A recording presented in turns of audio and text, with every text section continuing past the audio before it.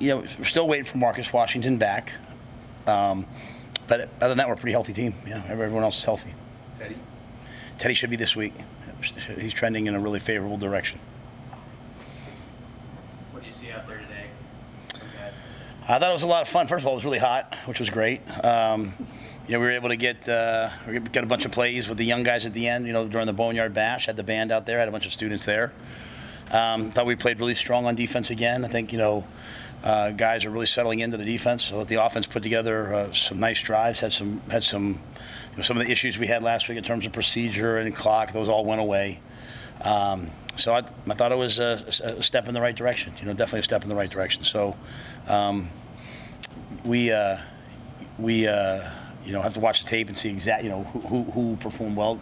We had one or two players that put the ball on the ground a couple times on offense. I'm not going to indict everyone for that, but we had a guy, really two guys that has to protect the ball better. But I think our defense is definitely being physical and hitting. So still some work to do in the kicking game. Still some work to do on offense and on defense. But I like where we're at right now. Is there any particular aspect of the defense that is impressing right now? I just think they run and hit. They tackle. They run and tackle really well. They were playing the run game well and creating some negative plays. As I said, they knocked the ball out a couple times. So they're really physical. So, I'd say that's their strength. Just kind of that flocking of the ball and striking people. They're doing that at a high level. Does it sound? Are they giving up any big plays? We're giving up some in practices. I can't remember what it was today.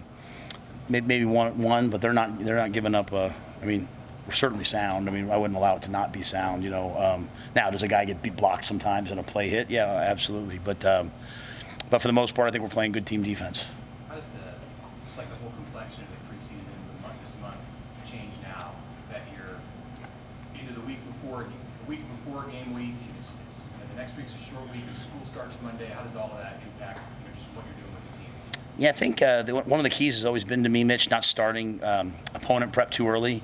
Sometimes, they think so much about the game. By the time they get to the game, it sounds dumb, but it's almost like boring. You know what I mean? Like, there has to be some excitement about it in terms of the timings. You have to time it perfectly. So, we'll give them tomorrow off. Now, my version of off, which, we'll have a meeting in the morning to talk about academics for school and all that. So it's, academics, because we have school on Monday. Monday's an off day for them as well. So we'll give them 2 days back to back. So the first day of school and that Sunday. So they have a chance to kind of recover now. We've gone really hard. For some of them, it's the hardest thing they've probably ever done, and it's good. And so I'm pleased with them. So we'll take 2 days, and then we'll kind of, go 3 in a row. Tuesday, Wednesday, Thursday. We'll have a mock game Thursday night under the lights. I'll come in Friday, do some stuff, give them Saturday off. Then we'll practice on Sunday like a normal game week, give them Monday off, and start again on Tuesday. So in terms of opponent, scout, and prep, really talking completely about the opponent. We'll introduce some things on Tuesday, Wednesday, Thursday, and then really that Friday will be truly a, hey, hang everything up. Hey, we're in game week. Matt, Marcus Satterfield asked Jeff Sims to cut down his turnovers and raise his completion percentage in the spring, as he did. Did that carry over into August that you've seen? Yeah. He just taking great care of the ball. I think when the Big Ten Network came, they talked about him, being the highest in college football in terms of returning turnovers. I wouldn't have ever suspected that because just being around him. So I went back and watched them. There was a lot of times you would say they were probably not his fault. He was getting hit, or someone got hit and dropped the ball. I think Jeff's taking great care of the ball. It's a fine line, right? We talk about the toxic battle here. It's an old Brian Billick stat. We want to win the turnover battle, but also win the explosive play battle. So we can go out there and go into a shell and, not turn the ball over ever, but go 3 and out. It's the same thing, right? So we want to be explosive, and I think Jeff is learning that line of when to be explosive, when not, when to take a chance, and when not to. So we don't want to play scared. That's the biggest thing for this group is they can't play scared. So, but I think he's done a really nice job, Steve. I think he's playing really good football, and there's still a lot to learn. I know we're playing on 8/31, but there's a lot of games after that, and so we're just trying to get better and better and better and better and better every day. So I think we'll see him play really good football this year. When do you think you'll have captains? Maybe you do. Yeah, we won't do captains. We'll do. I think the season, especially the first year, gives you so many opportunities to lead. And so we'll do game captains, right? And then when we get to bowl season, we'll vote for permanent captains. But guys emerge as the year goes on, right? And so we kind of have our single digits, which is one thing. We'll have a unity council. The guys will vote for guys onto that. So what you're looking for is different opportunities for different guys to serve in different ways. And I'll never forget my senior year at Penn State. I wasn't a great player, but I was a captain, at home against Minnesota. We were, I think, number 1, 2, or 3. I can't remember. We were in the nation. So that was an experience for me, right? So I've just kind of carried that over to all of our players. So I look for all of our seniors and some of our juniors to have a chance to be game captains this year. Do you plan to put out a public depth chart? And then what about black shirts? I've never been asked about depth charts more in my life. Yeah, we'll put out a depth chart. Yeah, 100%. Yeah, it'll be a real one too. So, but I do want to say that because a couple people have asked me that, and the players have asked me that. But we really, really, really, in my mind, there's sort of a line, that we're going to play the guys that we think are above the line, and we're trying to get other guys above the line. So, there might be a guy who's a starter. I couldn't tell you, who's the starter, Cam Lenhart or Blaze Gunnarsson. The answer is yes. They're both starters. You know what I mean? So, and I think Tony's doing a nice job of playing with some different packages. So, we have a lot of guys who can play for us. But yeah, we'll do that. When do we do that? Like game week, right?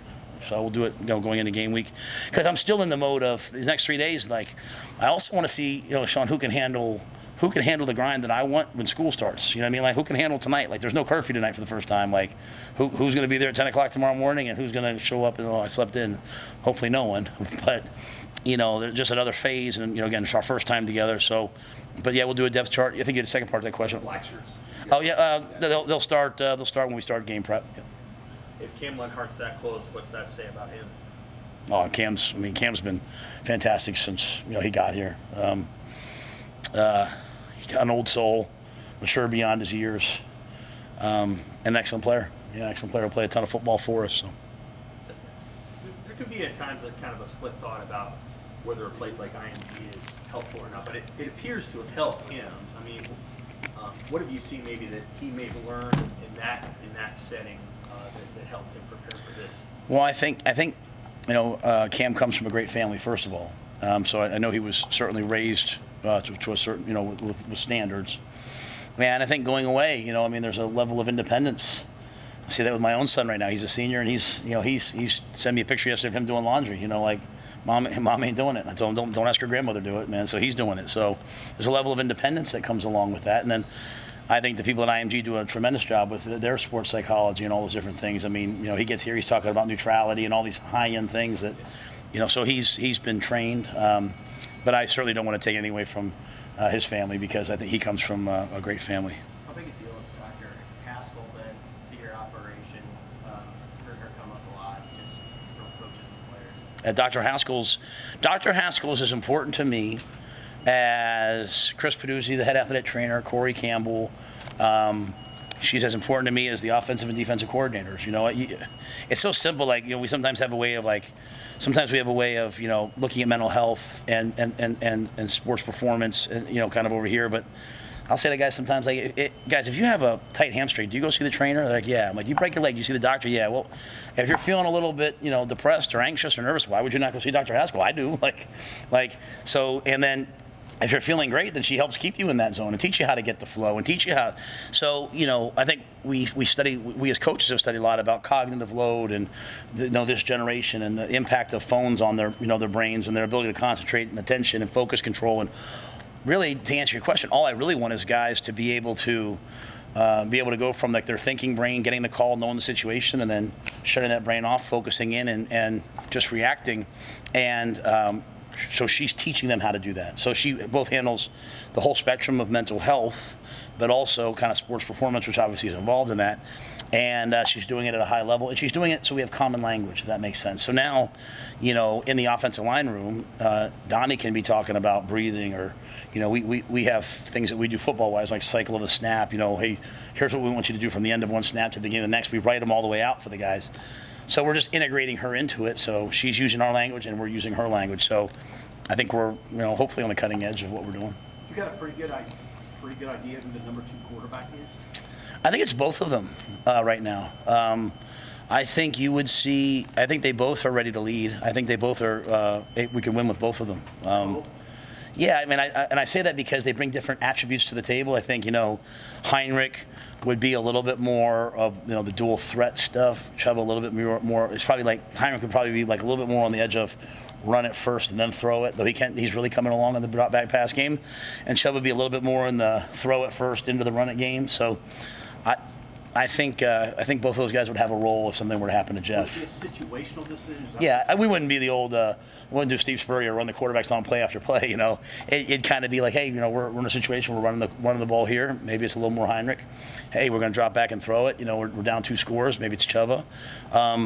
And again, they're continuing to try to elevate past each other, and they're such good friends too. So it makes it a healthy competition. So I don't think we could sit here and tell you right now, and I think that's a good thing. I don't think it's a bad thing at all. I think if something were to happen to Jeff, which I would never want to happen, obviously for Jeff's sake, we would feel really good about Chuba, and we would feel really good about Heinrich going out there and leading the team. Along those lines, at the running back position, do you feel similarly about the way that those guys complement maybe the top 3, the way that they complement each other with their skill sets and how they can bring different things? Yeah, I think for us, I think we feel like Gabe is clearly the number 1 guy. Ramir, clearly the third down back and still a runner, right? But Ramir's ability to track protections and catch the ball in the backfield is pretty special. I think, every scout that comes in here, I tell them all, like, hey, I had Jermichael Hasty at Baylor still playing. I said, he's just like him. He can run option routes, choice routes. So I think Ramir's got a future. Ramir has a little tweak to his hammy, so you asked about the injury report. Should be back this week. Just kind of got tight on him the other day, so we held him, but should be fine. So, I think kind of situationally those 2 guys. And then Anthony is, when the ball's in his hands, Anthony's elite running the football. Anthony just, he's put the ball on the ground too much. He's fumbled the ball too much. And no matter how talented you are, if you fumble the football, you can't play for us. So we're going to continue to work on it with AG. He's had a good camp up until the last couple of days and sort of turning the ball over, but it's been an issue. And I normally wouldn't say that out loud, but I'll say it because Anthony, he knows exactly, hey, I've got to conquer this. But when he's right, he sees it as well as anybody. And then we have a 1-2-3 punch. And then I'd say Emmett Johnson is, he's in the running to be our starting kick returner. And Emmett's, he's a versatile all-around back. And I think he can help us as well. Where has Gabe come the furthest? What do you like about him most? I didn't see him before, so I can't say. I just from the day I got here, I was like, wow, that's what they're supposed to look like. You know what I mean? Like, he's big, he's powerful. He can run behind his pads. He can run inside zone, outside zone, power counter, anything you want to run duo. He's good in protection. He's consistently still trying to work on his hands. His hands are the number 1 thing that keeps him from being on the field all 3 downs. But he can catch. He just has to, that's what he's working on. But, it's very rare that you have a guy that's, 225 pounds and also runs 4.4, you know what I mean, and has lateral movement. So, I know he started as a freshman. I know he had that injury. But I can't imagine many better than that kid. So I've been impressed with him since the day we got here. Do you include Marcus? You mentioned trending positively with the health of the status. Do you include Washington in Yeah. your group that can be ready for Minnesota? Oh yeah, I mean no setbacks. I just think it's he's healing kind of slow, and I think we're kind he's played so much football, we're kind of hesitant to push him. But no setbacks. He does all of our run throughs, all of our walkthrough run through stuff. He did a little bit of Indy the other day, I believe. But I